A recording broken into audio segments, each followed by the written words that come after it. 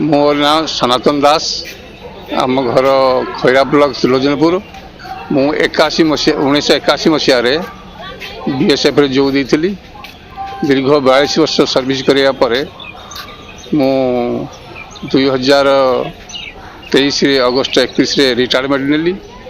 आ मु माने सुरक्षित घर को फेरुची। आ घरे गाँव रे किसी उन्नतिमूलक कार्य करी मोर इच्छा। मु इन्स्पेक्टर रिटायरमेंट नेली। मु पूरा ऑल इंडिया रे माने सबु पहाड़ पर्वत रे सबु चाकरी करछि।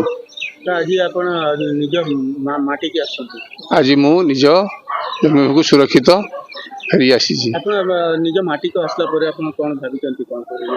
मु आछि गाँव रे किसी उन्नति काम करी। आपण को आज परिवार वर्ग पक्षरु भद्रक स्टेशन रे शुभेच्छा जणाइले बा स्वागत करले। कोन अनुभव करते चाकरी का? मु बहुत माने पिला मान को देखि बहुत गर्व अनुभव करूची। आ मु जाऊँची आ किछि भल काम देश सेवा रे निज को समर्पित कर देबी। कोन स्मृति अछि आपण करे देश सेवा भितरे कोन स्मृति अछि आपण? मु इवन की कारगिल वार भितरे कारगिल थी।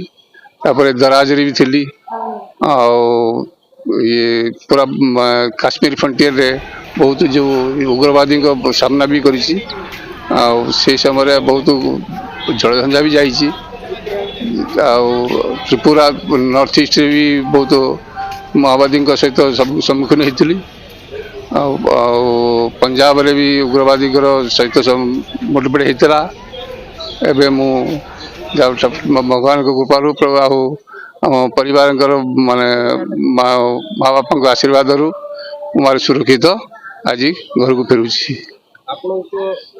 चाकरी समय सारा पर कौन अनुभव होती? आप जड़े जवान बयस थे ना मु भी एबे भी निज को जवान मन करुँची।